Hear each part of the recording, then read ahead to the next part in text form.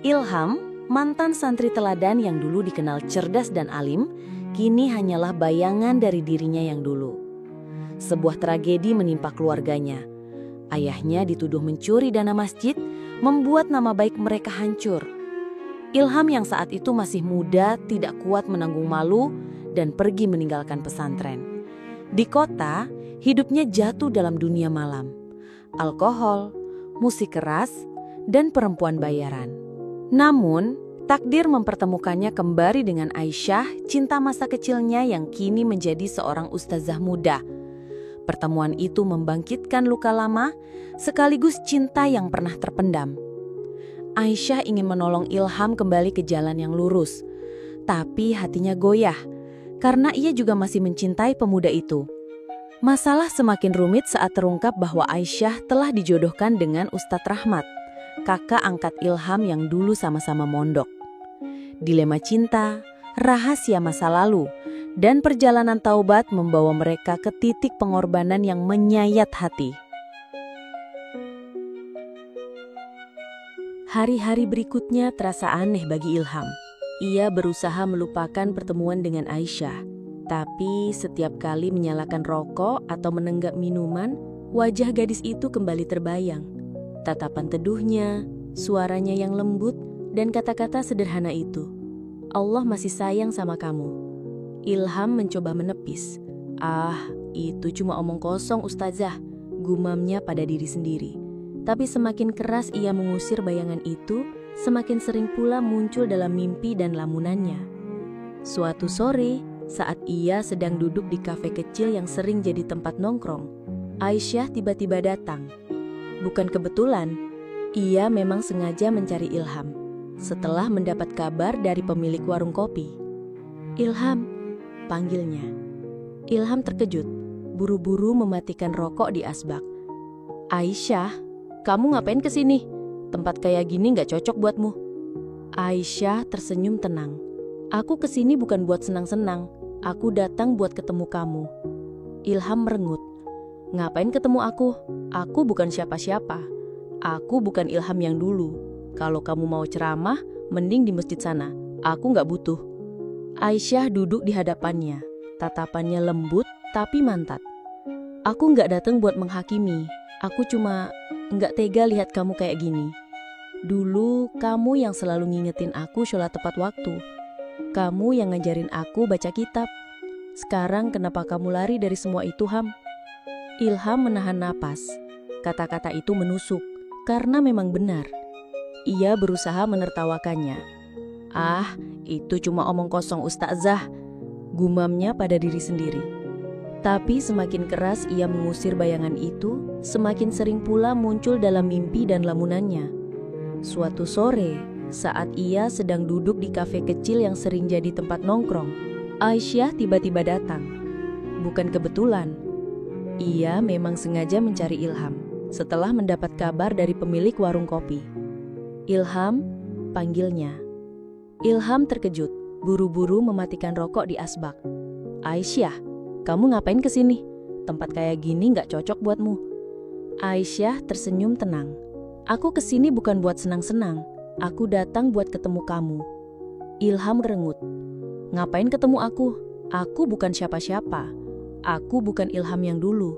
Kalau kamu mau ceramah, mending di masjid sana. Aku gak butuh." Aisyah duduk di hadapannya. Tatapannya lembut tapi mantap. "Aku gak datang buat menghakimi. Aku cuma gak tega lihat kamu kayak gini. Dulu kamu yang selalu ngingetin aku sholat tepat waktu. Kamu yang ngajarin aku baca kitab. Sekarang kenapa kamu lari dari semua itu, Ham?" Ilham menahan napas. Kata-kata itu menusuk, karena memang benar. Ia berusaha menertawakannya. Hidup orang gak selalu lurus ya. Aku cuma realistis, semua yang kujalani dulu gak ada artinya." Aisyah menggeleng. "Kamu salah, justru semua itu yang paling berarti. Kamu cuma lagi jatuh, bukan berarti kamu gak bisa bangkit." Kata-kata itu membuat Ilham kehilangan kendali. Suaranya meninggi, penuh getir. "Bangkit? Dari apa? Dari fitnah? Dari kehancuran keluarga? Kamu gak tahu ya, Kamu gak pernah tahu rasanya hidup dicaci, dituduh maling, padahal kita gak ngapa-ngapain. Aisyah terdiam, kaget. Apa maksudmu? Ilham menatapnya tajam. Matanya memerah, bukan hanya karena asap rokok, tapi juga amarah yang lama ia pendam. Kamu masih gak ngerti. Keluargaku hancur karena ayahmu sendiri. Ayahmu yang nuduh bapakku nyuri dana masjid. Semua orang percaya, keluargaku dipermalukan, bapakku jatuh sakit, dan aku kehilangan segalanya. Itu alasan kenapa aku keluar dari pesantren. Itu alasan kenapa aku jadi kayak gini. Suara Ilham bergetar di akhir kalimat. Tangannya mengepal, tapi tubuhnya gemetar seperti anak kecil yang terluka. Aisyah terpaku. Dunia seolah berhenti berputar. Ia tahu ayahnya dulu memang salah paham dengan keluarga Ilham, tapi tidak pernah terbayang bahwa tuduhan itu menghancurkan sedalam ini. Ia ingin membantah, ingin berkata bahwa itu semua hanya kesalahpahaman, namun bibirnya keluh. Air matanya jatuh tanpa bisa ditahan. Ham, aku benar-benar gak tahu. Aku minta maaf. Ilham mentertawakan getir. Suaranya pecah. Maaf. Apanya yang bisa dimaafin? Semua udah hancur. Hidupku, keluargaku, kepercayaanku, semua gara-gara tuduhan itu. Dan sekarang kamu datang, bilang aku harus kembali. Kembali ke apa? Kembali percaya sama agama yang dipakai buat nindas keluargaku. Kafe itu hening. Beberapa pengunjung melirik, tapi cepat-cepat menunduk lagi. Aisyah terisak. Ia ingin meraih tangan Ilham, tapi ditahan oleh rasa takut. Ham, aku gak tahu harus ngomong apa. Tapi aku masih percaya, Allah gak pernah salah. Yang salah manusia. Jangan salahkan dia, Ham. Jangan salahkan agamamu sendiri. Ilham menunduk, wajahnya tertutup tangan. Ia tak kuasa menahan air mata. Untuk pertama kalinya setelah bertahun-tahun, ia menangis di hadapan seseorang. Keheningan panjang menyelimuti mereka. Lalu Aisyah bicara lagi, pelan. Ham, aku gak tahu ini waktunya tepat atau enggak. Tapi ada satu hal yang harus kamu tahu. Aku sudah dijodohkan. Ilham menegakkan tubuh, menatapnya dengan wajah yang basah oleh air mata. Dijodohkan? Dengan siapa? Aisyah menggigit bibir, ragu untuk menjawab. Tapi akhirnya ia mengucapkannya juga. Dengan kakak angkatmu, Ustadz Fahri. Ilham terbelalak. Dunia serasa runtuh. Sosok yang dulu ia anggap kakak sendiri, panutan di pesantren, kini ternyata menjadi calon suami Aisyah. Dadanya sesak, seperti diremas. Ada rasa marah, sakit, sekaligus cemburu yang membakar habis isi hatinya. Ia menoleh, menatap Aisyah penuh luka. Jadi, bahkan cinta pun harus aku relakan ya? Seolah hidup ini belum cukup menghancurkan aku? Aisyah menangis makin keras. Ham, aku juga gak minta ini. Aku cuma ingin kamu selamat, bukan buat aku, tapi buat dirimu sendiri. Ilham berdiri, kursinya berderit keras. Ia menatap Aisyah terakhir kali dengan mata yang merah. Kalau gitu, jangan pernah datang lagi. Aku gak butuh dikasihani. Cinta yang gak mungkin, agama yang bikin aku hancur, semua omong kosong. Tinggalkan aku ya, selamanya. Aisyah terdiam, tubuhnya lemas. Air matanya terus mengalir, sementara Ilham melangkah pergi dengan langkah gontai. Di luar, malam kota menyambutnya dengan lampu-lampu terang. Tapi bagi Ilham, semua itu hanyalah gelap. Ia berjalan tanpa arah, membawa hati yang lebih hancur dari sebelumnya. Dan Aisyah, yang ditinggal di meja kafe itu, hanya bisa menangis dalam doa. Hari-hari berikutnya terasa aneh bagi Ilham. Ia berusaha melupakan pertemuan dengan Aisyah, tapi setiap kali menyalakan rokok atau menenggak minuman, wajah gadis itu kembali terbayang. Tatapan teduhnya, suaranya yang lembut, dan kata-kata sederhana itu. Allah masih sayang sama kamu. Ilham mencoba menepis, Ah, itu cuma omong kosong ustazah, gumamnya pada diri sendiri. Tapi semakin keras ia mengusir bayangan itu, semakin sering pula muncul dalam mimpi dan lamunannya. Suatu sore, saat ia sedang duduk di kafe kecil yang sering jadi tempat nongkrong, Aisyah tiba-tiba datang. Bukan kebetulan, ia memang sengaja mencari Ilham setelah mendapat kabar dari pemilik warung kopi. "Ilham?" panggilnya. Ilham terkejut, buru-buru mematikan rokok di asbak. "Aisyah, kamu ngapain kesini? Tempat kayak gini gak cocok buatmu." Aisyah tersenyum tenang. "Aku kesini bukan buat senang-senang. Aku datang buat ketemu kamu." Ilham merengut. "Ngapain ketemu aku? Aku bukan siapa-siapa.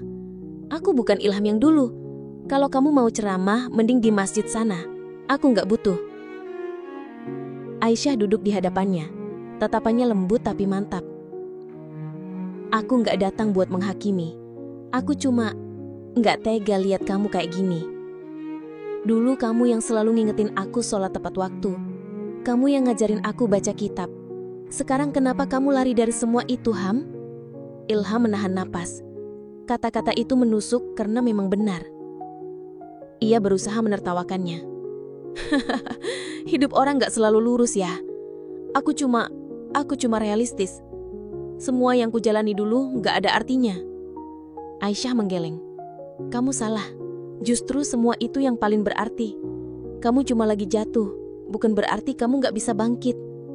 Kata-kata itu membuat Ilham kehilangan kendali. Suaranya meninggi, penuh getir.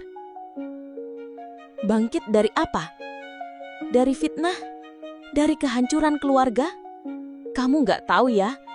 Kamu gak pernah tahu rasanya hidup dicaci, dituduh maling, padahal kita gak ngapa-ngapain." Aisyah terdiam, kaget. "Apa maksudmu?"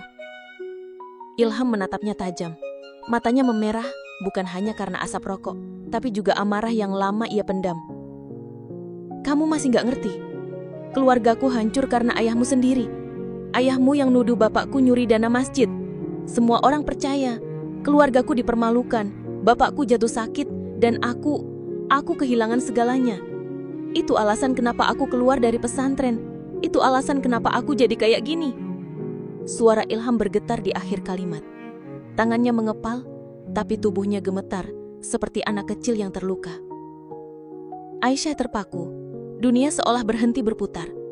Ia tahu ayahnya dulu memang salah paham dengan keluarga Ilham, tapi tidak pernah terbayang bahwa tuduhan itu menghancurkan sedalam ini.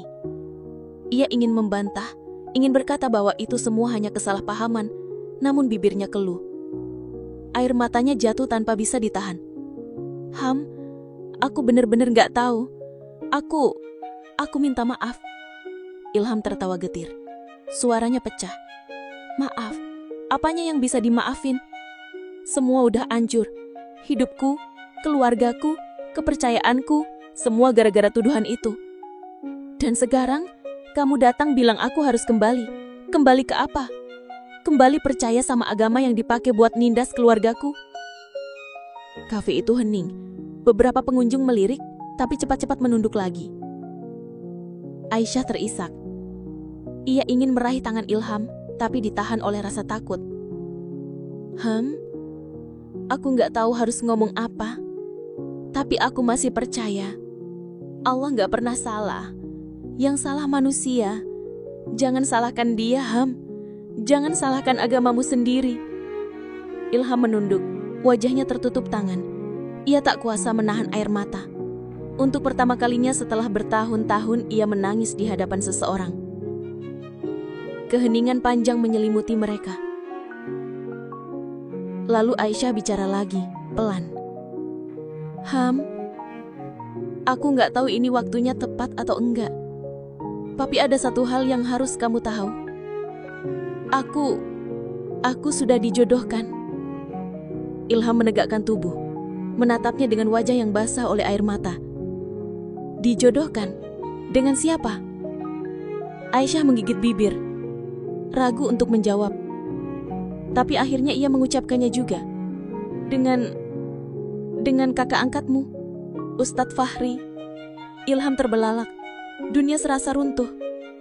Sosok yang dulu ia anggap kakak sendiri, panutan di pesantren, kini ternyata menjadi calon suami Aisyah.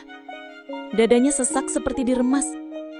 Ada rasa marah, sakit, sekaligus cemburu yang membakar habis isi hatinya. Ia menoleh, menatap Aisyah penuh luka. Jadi, bahkan cinta pun harus aku relakan. Ya, seolah hidup ini belum cukup menghancurkan aku. Aisyah menangis makin keras. Aku juga gak minta ini. Aku cuma ingin kamu selamat. Bukan buat aku, tapi buat dirimu sendiri. Ilham berdiri, kursinya berderit keras. Ia menatap Aisyah terakhir kali dengan mata yang merah. Kalau gitu, jangan pernah datang lagi. Aku gak butuh dikasihani. Cinta yang gak mungkin, agama yang bikin aku hancur, semua omong kosong. Tinggalkan aku ya, selamanya. Aisyah terdiam, tubuhnya lemas. Air matanya terus mengalir, sementara Ilham melangkah pergi dengan langkah gontai. Di luar, malam kota menyambutnya dengan lampu-lampu terang. Tapi bagi Ilham, semua itu hanya gelap. Ia berjalan tanpa arah, membawa hati yang lebih hancur dari sebelumnya. Dan Aisyah, yang ditinggal di meja kafe itu hanya bisa menangis dalam doa. Hari-hari setelah pertemuan itu menjadi masa paling berat bagi Ilham. Amarah, sakit hati, dan rasa kehilangan bercampur aduk. Setiap malam ia mencoba menenggelamkan diri dalam musik keras dan minuman murahan. Tapi entah kenapa, wajah Aisyah tetap selalu hadir. Kata-katanya di kafe itu masih terngiang jelas. Aku cuma ingin kamu selamat, bukan buat aku, tapi buat dirimu sendiri. Semakin keras Ilham menolak, semakin kuat suara itu mengusik. Hingga pada suatu malam, di kamar kosnya yang pengap, Ilham mendadak tersungkur. Bukan karena alkohol, melainkan karena rasa sesak di dadanya sendiri. Ia menutup wajah dengan kedua tangan, dan untuk pertama kalinya dalam bertahun-tahun, ia berdoa. Ya Allah, kalau Engkau masih sayang sama aku, tunjukkan jalan. Aku capek ya Allah, aku capek hidup kayak gini. Air matanya jatuh begitu saja. Tidak ada yang mendengar selain dinding kos yang lembab. Tapi di dalam hatinya ada sesuatu yang retak, dan retakan itu justru memberi cahaya kecil. Beberapa hari kemudian, Ilham memberanikan diri mendatangi masjid kecil di dekat kos. Awalnya ia hanya duduk di serambi, merokok sambil memperhatikan orang-orang keluar masuk. Tapi lama-lama, langkahnya terasa ringan untuk masuk. Membasuh wajah dengan air wudhu yang dingin dan menundukkan kepala di atas sajadah. Sholatnya masih terbata. Tangisnya tak tertahan. Namun di dalam sujud itu, ia merasa seperti pulang setelah sekian lama tersesat.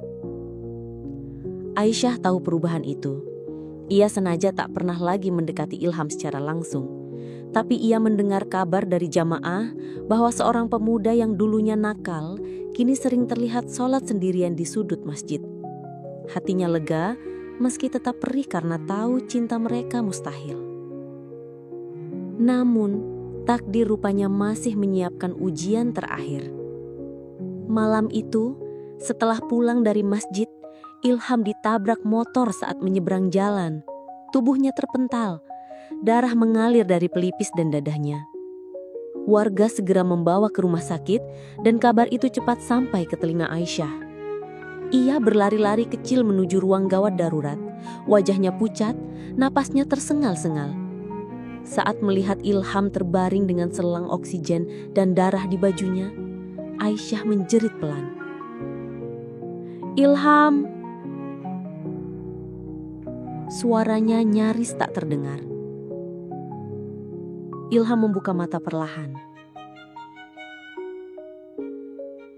Bibirnya kering.